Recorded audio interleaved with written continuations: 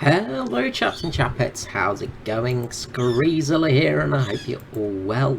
And you join me today for a bit of a channel update, but in World of Warships, currently, as you can see, World of Warships. There is a warship on the screen, and it is the new British heavy cruiser.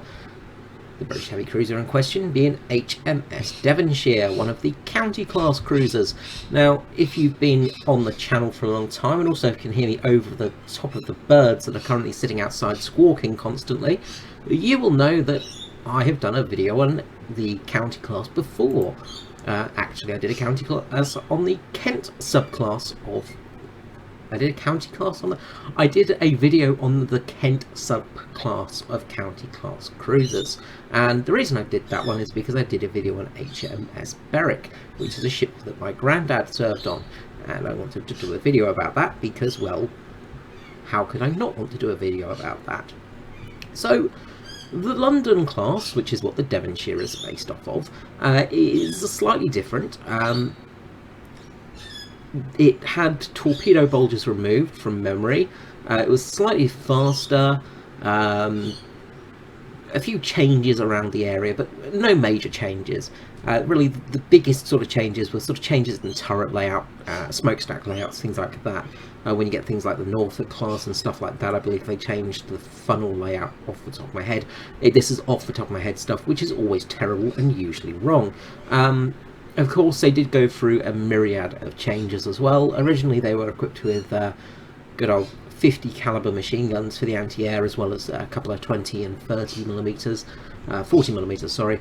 And that was changed to pretty much all sort of 20 and 40 millimeter pom-pom guns and the like as it went on longer in life. The county classes were an important class to the Royal Navy, and they were a very, very important ship. There are numerous parts of history about them. I mean, the county classes featured heavily in the attack on the Bismarck. I can't remember the exact ship now, I can't remember which one it was, but one of the county classes, of course, launched the final salvo of torpedoes, which finally put the Bismarck underwater. If you look in some history books, in others, that's not what did it.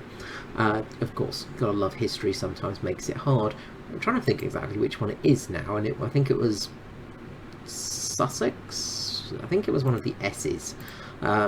But again, I'm probably wrong on that one somewhere in line. Just having a quick look and a quick squiz as I do this. Anyway, I'm doing this video on... it's just a pretty much a... what am I doing? The channel update. That's the one. Channel update. So... the reason I'm doing this channel update is just to let you all know what's going on, really. Not much change, but I've got a bit of a busy schedule at the moment.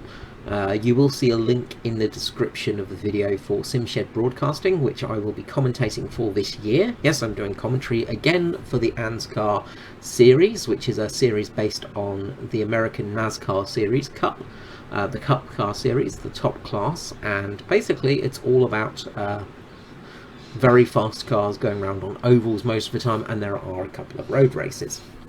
So I'm going to be doing that a lot this year, and that's going to reduce a little bit of my time because, well, it means I'm going to be sort of busy doing other things, as I say, and it does take a bit of my time up. The races are pretty much, we're following the actual NASCAR season this year, so it's pretty much a race a week. And that's going to be pretty hectic, but I'm doing a few bits for video editing and stuff like that, and for the broadcast's sake, so that's going to take up a bit of my time as well, which is, you know, it just makes things, means I have less time to do bits on.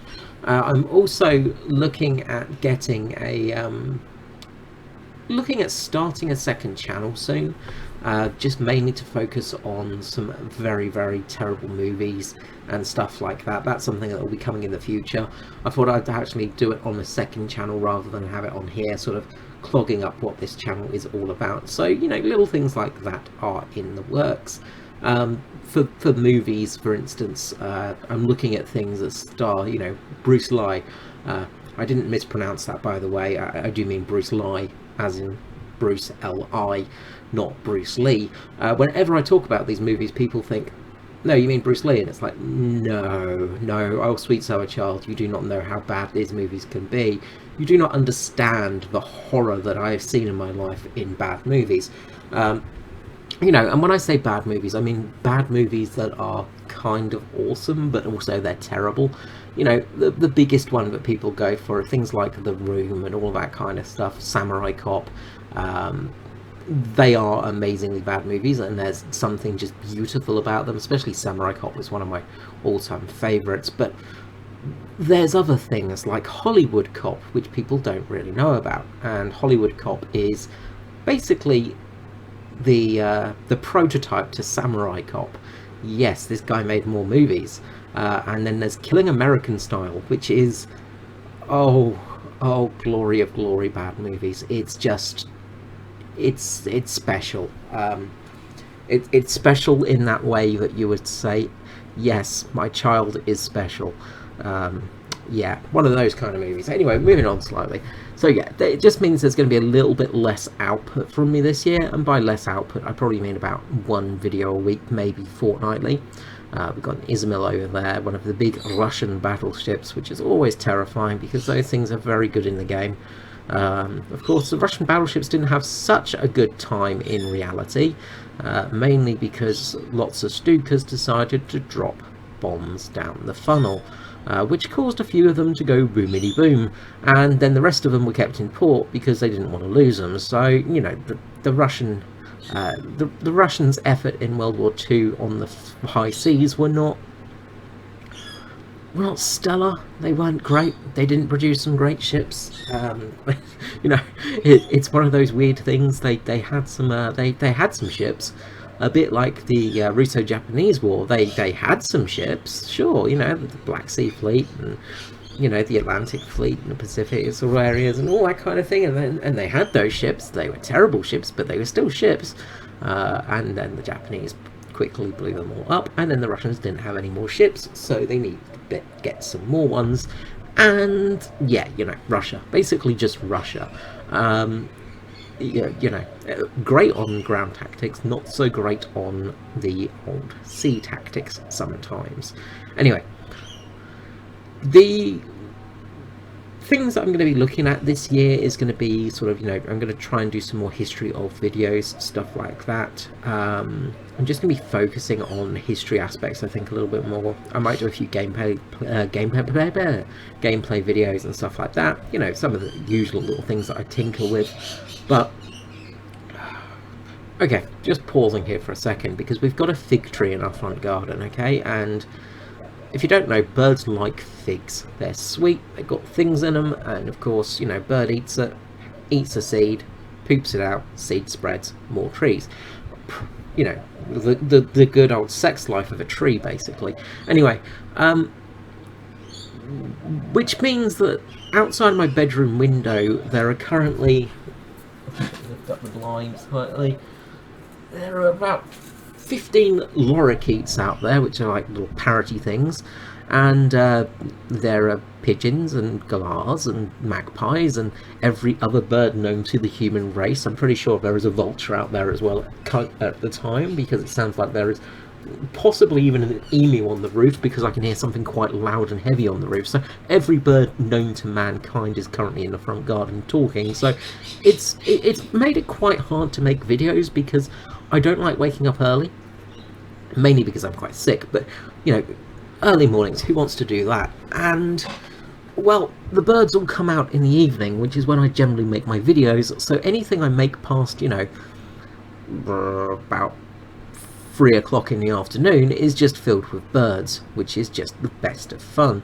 So this Izmail has got me in a bit of a pickle here. I was kind of hoping to get my torpedoes off on it, and I didn't. I just managed to creep behind the island a little bit slower than I expected, and yeah, that Izmail kind of scared me a little bit. So time to run away.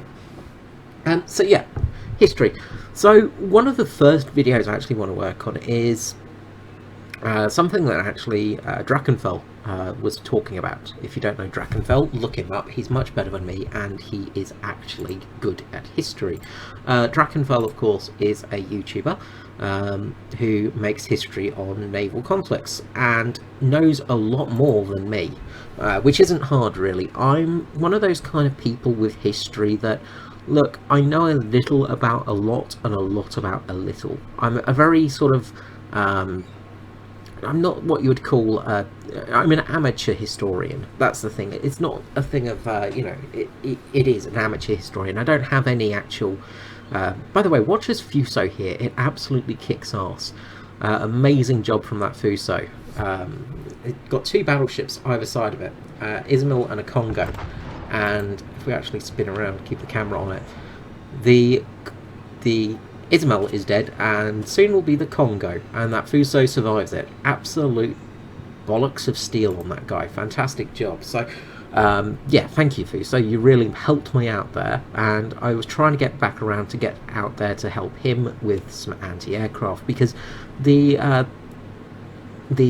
county class is really good for actual aerial defence. It's a good anti-aircraft platform, even without the buff on. It pretty much shreds any planes apart, which is nice, and it should do, because it was basically covered in guns, especially anti-aircraft guns, as well as having 4 8-inch guns on board. So 8-inch, which is 203mm, which are decent guns, and they're guns that will cause damage to many things, including such things as the Bismarck. The county classes that were at the actual sinking of the Bismarck did manage to do some decent damage, and really did quite a good job over there.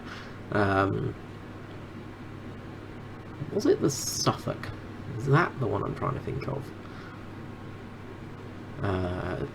Anyway, yes, the Suffolk was involved with Bismarck. There we go. Yeah, that's the right one. So the one drawback of the county class, really, this is just going off on a slight tangent, which I know I'm not prone to doing. It's very strange for me.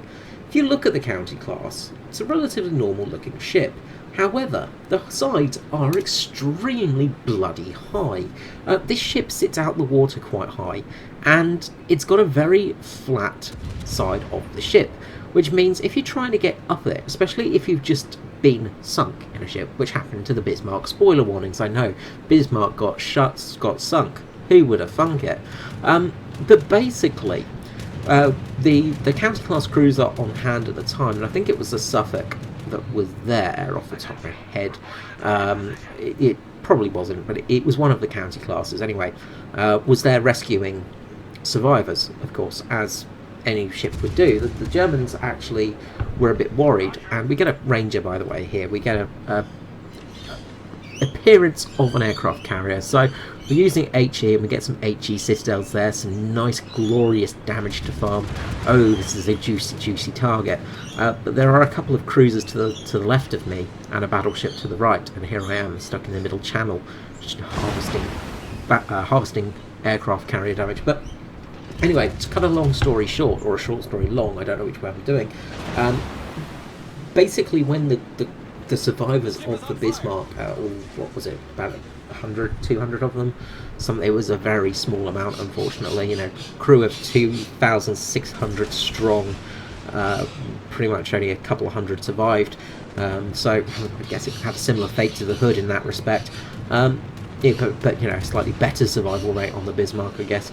But the trouble was, with the ships that came to help him, it was a county class, and unfortunately a U-boat was there to collect the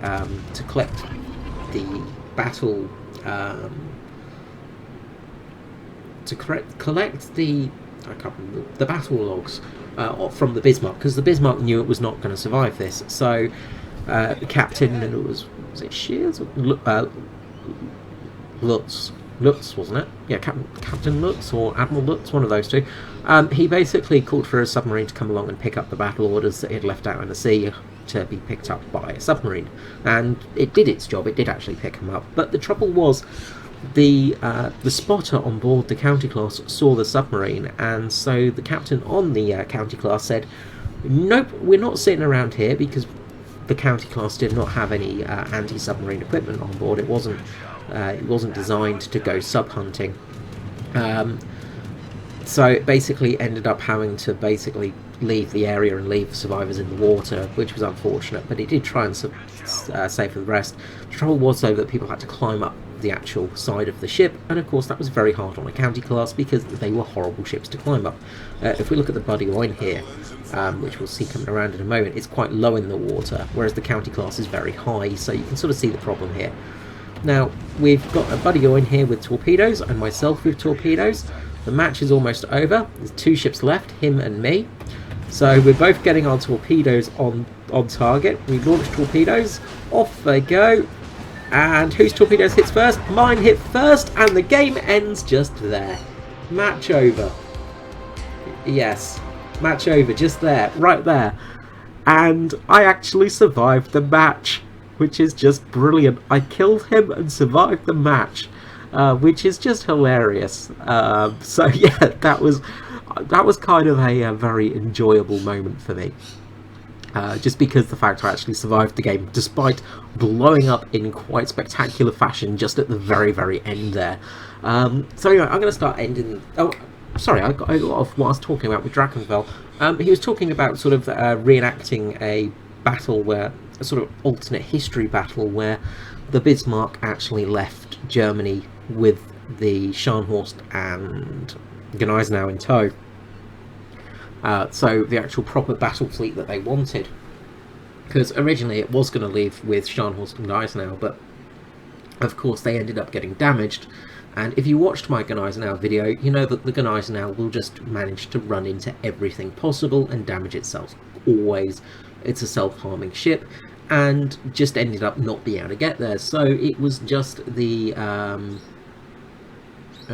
brain, why have you faded just there? It was just the Bismarck and the heavy cruiser of the Hipper class, the Prince Eugen, that went out, of course, and then they came across the Hood and the Prince of Wales, and then a few county class cruisers, and then we know how the story goes.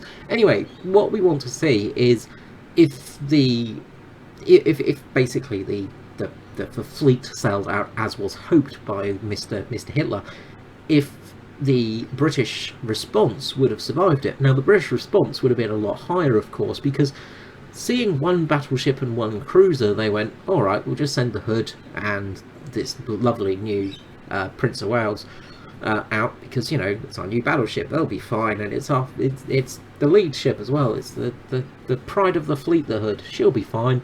And not the problem of Jutland will happen again, and the problem of Jutland happened again, and then history as we know it was written. But if there was actually a big battle group of 3 battleships and 1 cruiser, the response by... oh, sorry, the Tirpitz as well. Let's just throw the Tirpitz in there as well. So 4 battleships and a cruiser, so 2 Bismarck class battleships, 2 Scharnhorst class, and then a Hipper class in the Eugen. If that had been sent out, the British response would have been, okay, we're going to send all we can out at you, which would have been most likely Rodney, Elizabeth,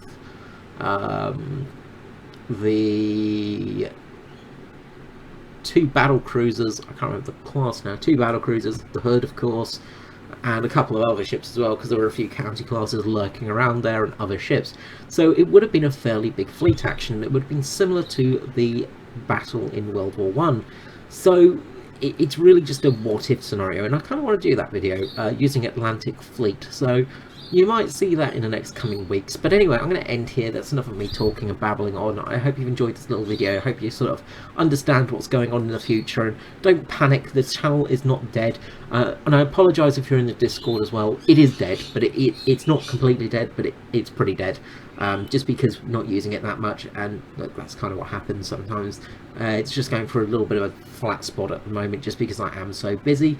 But I am still around, and I'm still making videos, so everything's fine and dandy. It's just busy, so it means a little bit less content. Alright, until next time, this is me, Carl Screezilla, out. Before I go, actually, I did post a video of the highlights of our Daytona 500 race. You can see that in the last video I did as well. And it's quite easy to spot on the channel. if you want to watch more of that, come join us on Sim Shed Broadcasting for the ANZCAR Cup, and that's usually every Thursday at about 8:30 UTC, which is Adelaide standard, sort of the Adelaide time for Australia, which is half an hour different for everyone else. So it's nice and fun like that. Anyway, I'm gonna head off. See you later. Bye bye.